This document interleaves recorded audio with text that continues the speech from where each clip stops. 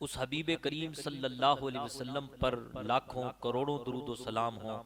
और दुरूद व सलाम भेजने का जो हुक्म है वो भी इसी भेजने वाले रब ने हमें दिया है कि तुम अपने हबीब पर दुरूद और सलाम भेजो।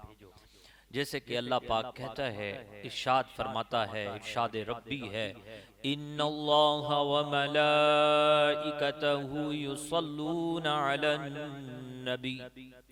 बेशक अल्लाह और उसके फरिश्ते नबी पर दुरूद भेजते हैं। या अय्युहल्लज़ीना आमनू सल्लू अलैहि व सल्लिमू तस्लीमा। ऐ ईमान वालो, तुम भी नबी पर दुरूद भेजो और खूब खूब सलाम भेजो। पढ़िए बाबा से बुलंद, अल्लाहुम्मा सल्ली अला सय्यदिना व मौलाना मुहम्मद व अला आले मुहम्मद व अस्हाबिही अजमईन। अस्सलातु वस्सलामु अलैका या रसूल अल्लाह व अला आलिका व अस्हाबिका या हबीब अल्लाह। अस्सलातु वस्सलामु अलैका या नबी अल्लाह व अला आलिका व अस्हाबिका या नूर अल्लाह सल्लल्लाहु तआला अलैहि वसल्लम। अजीजा ने मोहतरम, 15वां पारा है, सूरह बनी इसराइल है, इसको सूरह इसरा भी कहते हैं। हम सब का रब रब्बुल आलमीन फरमाता है, सुब्हानल्लज़ी अस्रा बि अब्दिही लैलम मिनल मस्जिदिल हराम इलल मस्जिदिल अक़सा अल्लज़ी बारकना हौलहू लिनुरियहू मिन आयातिना इन्नहू हुवस्समीउल बसीर। अल्लाह पाक फरमाता है, पाक है वो जात जो अपने खास बंदे को सैर करवाई रात के थोड़े से हिस्से में, मस्जिद हराम से मस्जिद अक्सा तक। मस्जिद अक्सा वो जिसके इर्द गिर्द बरकतें रखी हैं। सैर करवाई इसलिए है ताकि उसको अपनी निशानियों में से हम दिखाएं। बेशक वो सुनता भी है, देखता भी है। बेशक वो सुनने वाला भी है, देखने वाला भी है। कई सवालात उठते हैं, बात किस चीज की चल रही है? तो यही आयत जवाब देती है, बात चल रही है सफर की। अच्छा, कमाल यह है कि दावा करने वाला नहीं कर रहा, बल्कि दावा वो कर रहा है जिसने करवाया है ये सफर। मौला ये सफर की बात चल रही है, जैसे कि लफ्ज असरा कह रहा है कि सफर है, कोई सैर है। करवाई किसने है ये सैर? तो अल्लाह कहता है, सुब्हानल्लज़ी। कान खोल के सुन लो, अपने जहनों के दरीचों में इस बात को दाखिल कर दो, करवाने वाला पाक है। सारे शुबहात खत्म, सारे एतराजात का फुकदान हो जाता है जब खुदा ने कह दिया सुब्हानल्लज़ी। सफर करवाने वाला पाक है, हर ऐब से पाक है, हर कजी से पाक है।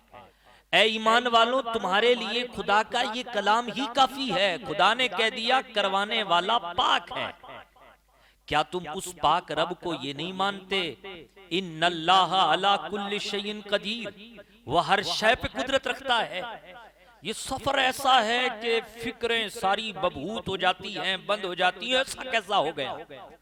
अल्लाह कह रहा है करवाने वाला पाक है। किसको करवाया है मौला? बि अब्दिही, अपने खास बंदे को करवाया है।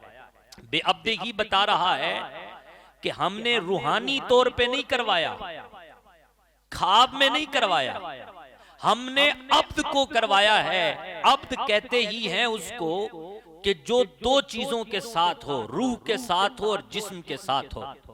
हमने अपने बंदे को करवाया है, आप बंदे को नहीं करवाया। मतलब ये कि हमने अपने हबीब मोहम्मद को जिस्मानी सैर करवाई है। मौला रात में करवाई है, कई रातें लग गई होंगी। लैलन, रातें छोड़ो, रात का थोड़ा सा हिस्सा लगा है। रात का थोड़ा सा हिस्सा लगा है। मौला कहां से सफर शुरू हुआ, कहां तक गया? अल्लाह ने कहा पहले का जो सफर है वो मिनल मस्जिदिल हराम इलल मस्जिदिल अक्सा, मस्जिद हराम से शुरू किया था ये सफर और मस्जिद अक्सा पे जाकर के पहुंचाया हमने अपने हबीब को। क्यों मस्जिद अक्सा क्यों पहुंचाया? कोई और लंबा सफर होता, मस्जिद हराम से मस्जिद अक्सा ही क्यों गया? अल्लाह कहता है अल्लज़ी बारकना हौलहू, क्यों ने हमने मस्जिद अक्सा के इर्द गिर्द बरकतें रखी हैं। मौला ये कैसी बरकतें हैं? मुफस्सिरीन किराम ने फरमाया ये बरकतें वो हैं कि यहाँ अंबिया के कदम लगे हैं, यहाँ अंबिया रहते रहे हैं, यहाँ अंबिया की कब्रें हैं, यहाँ अंबिया की मज़ारें हैं, यहाँ अंबिया के कदम लगे हैं, यहाँ वही आती रही है। ये जो अंबिया की सोहबत है यही उन्हीं की बरकत है। ये बरकतें बयान कर रहा है अल्लाह अज़्ज़ व जल। फरमाया मौला क्यों? लिनूरियाहु मिन आयातिना, ताकि हम उसे अपनी निशानियों में से दिखाएं। अल्लाह अल्लाह, निशानियां दिखाने के लिए ये सफर हो रहा है। मजीद फरमाया कि इन्नहु हुवस समीउल बसीर, बेशक वो सुनने वाला है, देखने वाला है।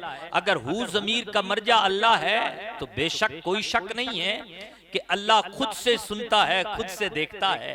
लेकिन अगर हु ज़मीर का मर्जा उसका बंदा है, मुहम्मदुर रसूलुल्लाह है, तो फिर इसका मतलब ये होगा जिसको लेके जा रहा हूं सफर में, जिसको सफर करवा रहा हूं, बेशक वो भी मेरी अता से देखता भी है, सुनता भी है।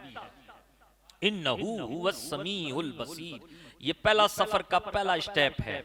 ये वो सफर है सफर असरार, सफर मेराज। ये सफर मेराज का पहला मरहला है। इस पहले मरहले के बाद सफर दूसरा शुरू होता है, वो है आसमानों की तरफ। हदीस से मुतवातिरा से ये साबित है कि मुस्तफ़ा करीम सल्लल्लाहु अलैहि वसल्लम यहाँ मस्जिद अक्सा से सातों आसमान सिदरतुल मुंतहा तक तशरीफ ले गए। फिर सिदरतुल मुंतहा से आगे की जो दुनिया है उसका भी तज़किरा फिर कुरान में है। वन नज्मि इज़ा हवा मा दल्ला साहिबुकुम व मा गवा, पूरा ये तफसील के साथ मौजूद है। अजीज़ान मोहतरम, आज की इस महफिल में, जुमा की इस बयान में तफसील बहुत है, सैकड़ों हदीसें मौजूद हैं जो सफर मेराज को बयान करती हैं।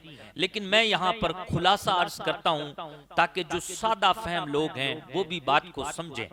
और फिर इंशाअल्लाह हमारी जो तफसीली तकरीब होगी पीर शरीफ के दिन, सोमवार के दिन, क्योंकि हर अल्हम्दुलिल्लाह जहाँ जहाँ उशाकान रसूल रहते हैं वहाँ वहाँ शब मेराज मनाई जाती है। तो जब तफसीली महफिल होगी तो इंशाल्लाह कई इश्काल, कई एतराज़ात के जवाबात दिए जाएंगे। लेकिन आज मैं खुलासा अर्ज करता हूँ, सैकड़ों हदीसें हैं। खुलासा क्या है? खुलासा ये है कि इशा की नमाज पढ़ा के मोहम्मद अरबी, हम सब के आका व मौला, सबसे औला व आला हमारा नबी, सबसे बाला वो वाला हमारा नबी, अपने मौला का प्यारा हमारा नबी, दोनों आलम का दूल्हा हमारा नबी, हजरत उम्मे हानी के घर आराम फरमा रहे हैं। ये मैं वाकया या वैसा किस्सा नहीं सुना रहा, अफसाना नहीं सुना रहा, ये हकीकत है। सैकड़ों हदीसें हैं, सैकड़ों हदीसें, उसका खुलासा अर्ज कर रहा हूँ। बुखारी उठाएं, मुस्लिम उठाएं, तिरमिजी उठाएं, मिशकात उठाएं, हर किताब में आपको शबे मेराज के इस मजमून पर हदीसें मिल जाएंगी। अब आप इसका खाका तवज्जो के साथ सुनिएगा। सुभान अल्लाह, हजरत उम्मे हानी के घर तशरीफ फरमा है रसूल पाक। जिब्रील आते हैं, अल्लाह की तरफ से खुशखबरी सुनाते हैं कि आपको अल्लाह ने सैर के लिए बुलाया है। साथ में एक सवारी लेके आते हैं, उस सवारी का नाम है बुराक। तफसील में नहीं जाते। बुराक पर बिठाने से पहले प्यारे आका रसूल अकरम सल्लल्लाहु अलैहि वसल्लम का सीना चाक किया गया, दिले मुबारक को निकाला गया, धोया गया, उसके अंदर इल्म व हिकमत के मोती डाले गए, फिर वापस वहीं रख दिया गया। फिर प्यारे आका को बुराक पे सवार किया गया। प्यारे आका रसूल अकरम सल्लल्लाहु अलैहि वसल्लम को मस्जिद अक्सा ले जाया गया। मस्जिद अक्सा में सारे अंबिया मौजूद थे, सबने मुस्तफ़ा का इस्तकबाल किया। हुजूर का स्वागत किया। हुजूर पाक ने सबको नमाज पढ़ाई, सारे अंबिया ने हुजूर की इब्तिदा में नमाज अदा की। फिर यहाँ से सिलसिला चला पहले आसमान की तरफ।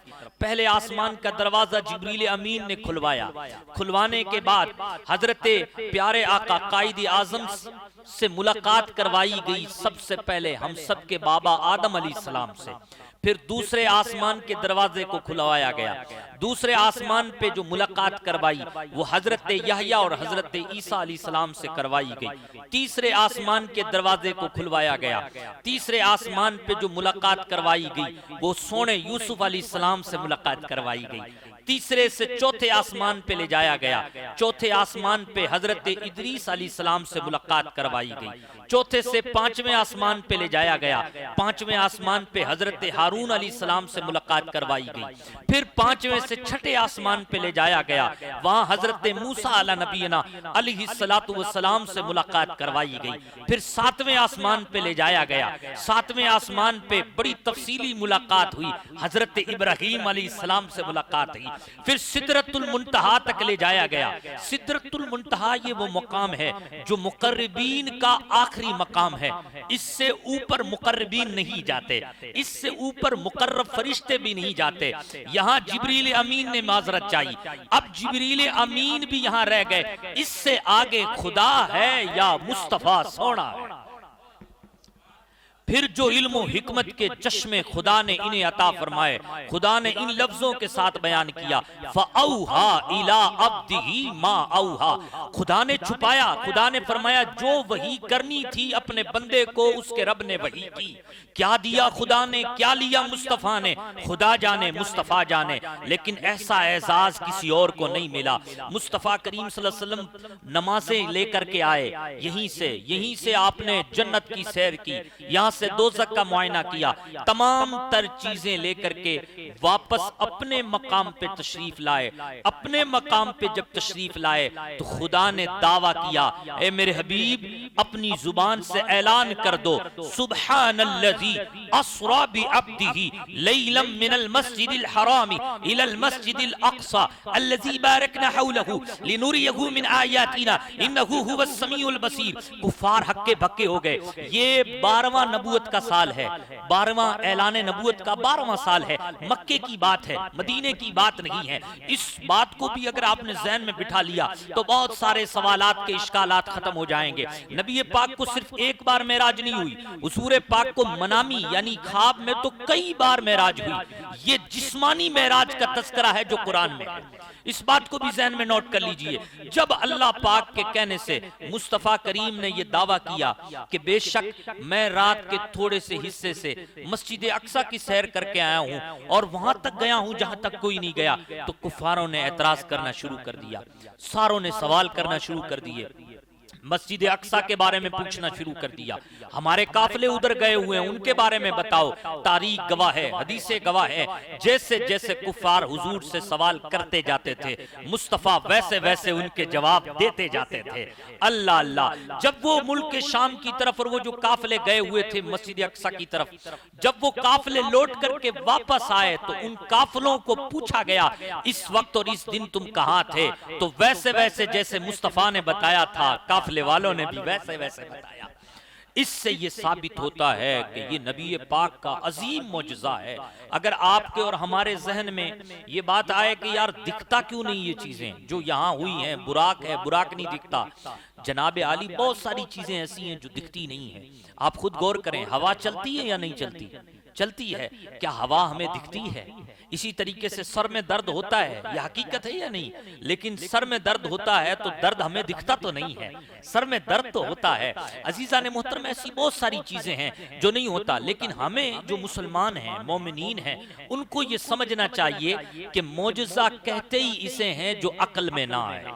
मौजज़ा किसे कहते हैं? जो अक्ल में ना आए। नबी से कोई ऐसा फेल सादिर हो जाए, नबी पाक से कोई ऐसा काम सादिर हो जाए जो हमारी अकल में ना आए, आदत के खिलाफ हो, उसको मोजज़ा कहते हैं। तो जब कह दिया अल्लाह पाक ने कि ये मेरे नबी का, मेरे अब्द का, मेरे बंदे का अजीम मोजज़ा है, तो मोमिनों को तो जान भी लेना चाहिए और उस पर यकीन भी रख लेना चाहिए। बड़ा अजीम मोजज़ा है। और इस अजीम मोजज़े में से एक मुशाहिदा जो हमारे लिए नसीहतें हैं वो आपके सामने अर्ज करता हूं, और फिर इंशाल्लाह कुछ सवालात आए हैं वो अर्ज करूंगा कि जब हमारे आका रसूल अकरम सल्लल्लाहु अलैहि वसल्लम मस्जिद हराम से मस्जिद अक्सा तशरीफ ले जा रहे थे, इमाम बहकी रहमतुल्लाह अलैह ने अपनी एक पूरी सनद लिखी और हजरत अनस बिन मालिक रदी अल्लाह तआला अन्हु से ये हदीस लेके आए। हजरत अनस बिन मालिक कहते हैं कि उस वक्त रसूल पाक को बुराक पे बिठाया गया और बुराक पे बिठा करके रवाना हो गए हजरत जिब्रील अमीन। जब रवाना हुए तो उस बीच में एक हुजूर को बुढ़िया दिखाई दी जो बिल्कुल बूढ़ी ज़ईफ रास्ते के किनारे बैठी हुई थी। हुजूर ने पूछा, जिब्रील ये क्या है, कौन है ये? तो हजरत जिब्रील हुजूर से कहते हैं, या रसूलल्लाह आगे बढ़िए, आप इसकी तरफ तवज्जो ना दीजिए। हुजूर पाक सल्लल्लाहु अलैहि वसल्लम फरमाते हैं कि जब हम उसी रास्ते पे आगे पहुंच गए तो फिर आवाज दी किसी ने, हलुम्मा या मोहम्मद, ए मोहम्मद मेरी तरफ तवज्जो फरमाइए। हुजूर पाक सल्लल्लाहु अलैहि वसल्लम ने जब इस आवाज को सुना तो जिब्रील से पूछा, जिब्रील ने कहा, या रसूलल्लाह सिर या मोहम्मद, आगे बढ़िए, आप यहाँ तवज्जो मत दीजिए।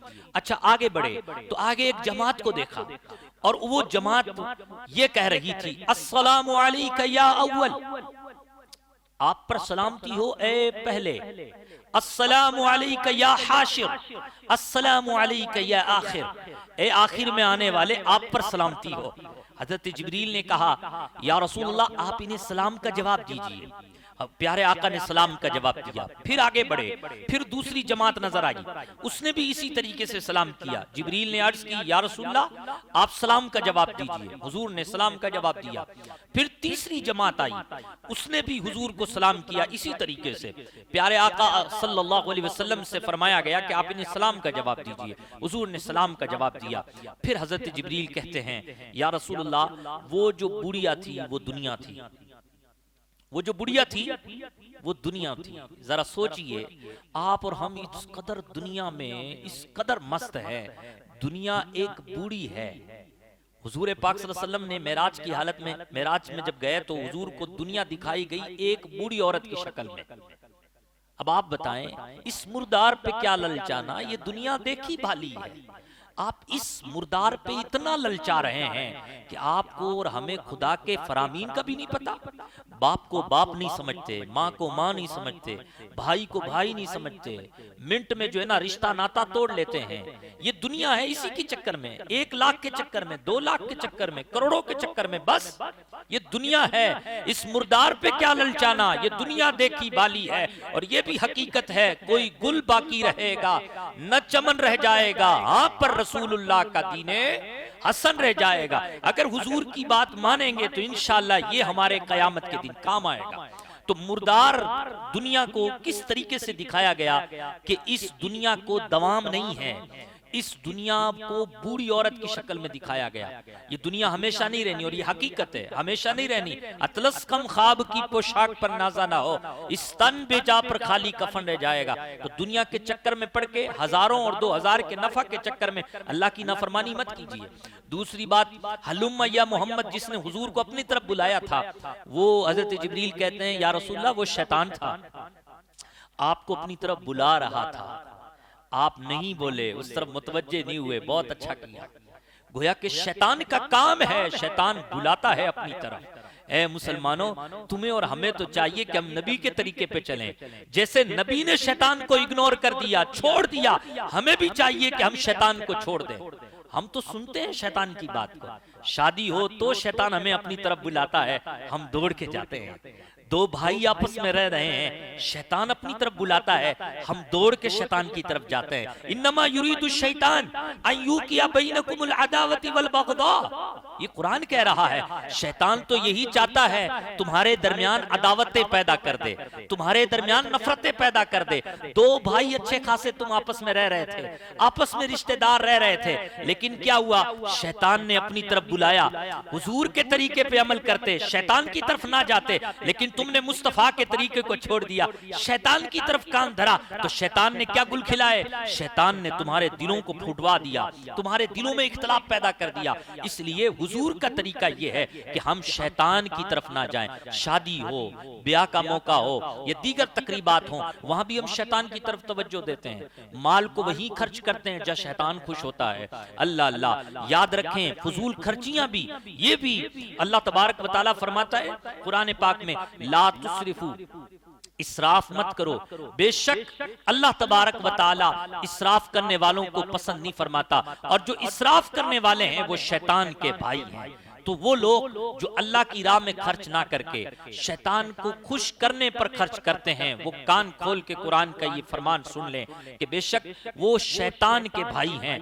अब हुजूर का तरीका तो ये है कि वो शैतान की तरफ मुतवज्जे भी नहीं होते, लेकिन उम्मती फजूल खर्ची कर करके, फजूलियात में पढ़ पढ़ के वो शैतान का भाई बना हुआ है। मेराज की सफर से हम ये सबक लें कि इंशाअल्लाह हम जो है शैतान से बचेंगे, बचेंगे ना इंशाअल्लाह। शैतान इंसान का खुला दुश्मन है, शैतान इब्लीस ये अल्लाह का भी दुश्मन है, शैतान अल्लाह के प्यारों का दुश्मन है। ये कभी नहीं हो सकता कि अगर आप ये चाहें कि मैं खुदा और उसके रसूल से प्यार करूं और शैतान की भी इताअत करता रहूं, कभी नहीं हो सकता।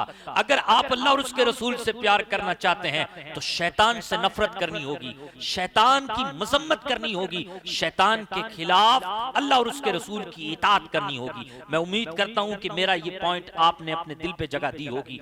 अच्छा जी, जब वो काफिले जो थे, वो जो हल्के जो थे, उन हल्कों के बारे में हजरत जिब्रील ने कहा वो जो पहला हल्का था वो हजरत इब्राहीम का हल्का था। सुभान अल्लाह, हजरत इब्राहीम का हल्का था। अब आप देखिए तो जरा गौर तो कीजिए, हजरत इब्राहीम मस्जिद हराम से मस्जिद अक्सा के सफर में भी है, आप देखिए है ना, लेकिन मस्जिद अक्सा हुजूर जब पहुंचे तो मस्जिद अक्सा में भी है।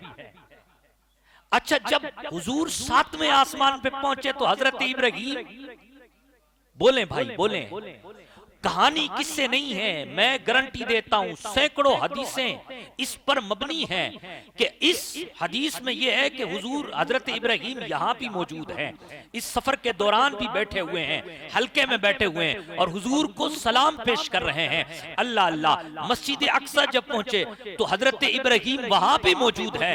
7वें आसमान पे जब हुजूर पहुंचे तो हजरत इब्राहीम वहां भी मौजूद हैं। वो जो दूसरा हल्का लगा हुआ था, जिब्रील अमीन ने कहा या रसूलल्लाह, वो जो दूसरा हल्का था वो हजरत मूसा थे, वो आपको सलाम पेश कर रहे थे, आप पे सलाम पेश कर रहे थे, आप पे सलाम पढ़ रहे थे। और वो जो तीसरा हल्का था वो हजरत ईसा अलैहिस्सलाम थे। हजरत ईसा है मस्जिद अक्सा में भी मिले हुजूर को, मस्जिद अक्सा से फिर कहां मिले, दूसरे आसमान पे भी मिले, हजरत मूसा 6ठे आसमान पे भी मिले। ये सब क्या है, ये सब ये है कि मुस्तफा हैं बुराक पर। बुराक की तेजी ये है कि हुजूर लैलन, रात के कुछ ही हिस्से में मस्जिद हराम से मस्जिद अक्सा चले गए, मस्जिद अक्सा से 7 आसमान की सैर करके वापस आ गए रात के थोड़े से हिस्से में। लेकिन अल्लाह ने नबी को इतनी ताकत दी है कि यहां तो आप अंदाजा भी नहीं लगा सकते कि वो कहां कहां मौजूद है, अंदाजा भी नहीं लगा सकता। ये अल्लाह की दी हुई ताकत है। मैंने पहले ही कहा कि ये अल्लाह की दी हुई ताकत है। अल्लाह की जब दी हुई ताकत हो तो फिर इंसान को मान लेना चाहिए। अजीजा ने मोहतरम, एक और पॉइंट यहां पर मिला इस हदीस से जो मैंने आपको सुनाया। हजरत इब्राहीम क्या कर रहे हैं, हुजूर पे सलाम भेज रहे हैं। क्या भेज रहे हैं? सलाम भेज रहे हैं। हजरत मूसा क्या कर रहे हैं? सलाम भेज रहे हैं। हजरत ईसा क्या भेज रहे हैं? सलाम भेज रहे हैं। अल्लाह अल्लाह, अब भी मेरे मुसलमानों तुम ये पूछोगे सलाम पढ़ना कहां लिखा है, सलाम क्यों पढ़ते हो तुम जुमे के बाद? तुम हदीसे तुम ये पूछोगे और ये कहोगे, मुसलमानों पर बहतान लगाओगे कि सलाम पढ़ना जुमे के बाद ये बिदत है, फजर के बाद सलाम पढ़ना ये बिदत है। बिदत किसे कहते हैं? प्यारे आका ने तो फरमाया बिदत वो होती है कि अगर तुम कोई ऐसा नया काम करो कि जिससे सुन्नत उठा ली जाए, सुन्नत उठा ली जाए। तो बताएं सलाम पढ़ने से कौन सी हुजूर की सुन्नत छूटी, कौन से रब की नाफरमानी हुई सलाम पढ़ने से? अगर आपने जुमे के बाद सलाम पढ़ा तो कौन सी नाफरमानी हुई? मैं बताता हूं क्या हुआ अगर आपने सलाम पढ़ा तो। अल्लाह का फरमान क्या, ईमान वालों तुम दुरूद पढ़ो और खूब खूब सलाम पढ़ो। फिर मुस्तफा का फरमान कि जब तुम में से कोई बंदा मस्जिद में दाखिल हो फयुसल्लिम अलन नबी, तो वह नबी पे सलाम पढ़े फिर दुआ पढ़े। और जब तुम में से कोई बंदा मस्जिद से निकले फलयुसल्लिम अलन नबी, तो वो नबी पे सलाम पढ़े और फिर उसके बाद कहे अल्लाहुम्मा असिमनी मिनश शैतानिर रजीम। तो गोया कि हदीस तो हमें सलाम पढ़ने का कह रही है, कुरान तो हमें सलाम पढ़ने का कह रहा है। तो फिर सलाम को बिदत कहना ये खुद बड़ी बिदत है। सलाम को बिदत कहना ये खुद बड़ी बिदत है। और हुजूर के फरमान के मुताबिक कुल्लु बिदतिन दलाला, हर बिदत गुमराही है। कुल्लु दलालतिन फिन्नार, और हर गुमराही कहां ले जाएगी?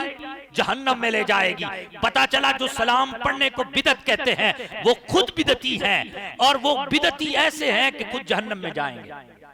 इसलिए कभी भी इस्लाम के अहकामात को बिदत कह करके आप हल्के में ना जाने। ये सलाम पढ़ना बहुत अजीम काम है। दुरूद पाक पढ़ लें, अल्लाहुम्मा सल्ली अला सय्यदना व मौलाना मुहम्मदिन व बारिक व सल्लिम सलातुम व सलामुन अलैका या रसूलल्लाह। जैसे कि मैंने अर्ज किया कि मेराज के हवाले से बड़े अजीब अजीब सवालात भी आते हैं, इश्कालात भी आते हैं, और ये इंशाल्लाह हम तफसीली मजलिस करेंगे।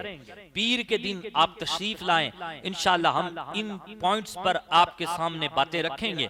आप जरूर तशरीफ लाइएगा और हमें अच्छा लगेगा। कुछ सवाल आते हैं, वो एक सवाल तो ये है कि हजरत अमीर मुआविया रज़ियल्लाहु ताला अन्हु को बुरा भला कहना, उनके बारे में सूए अकीदत, बुरा नजरिया रखना कैसा है? ये जनाब अली बद अकीदगी है, बद मजहबियत है ये।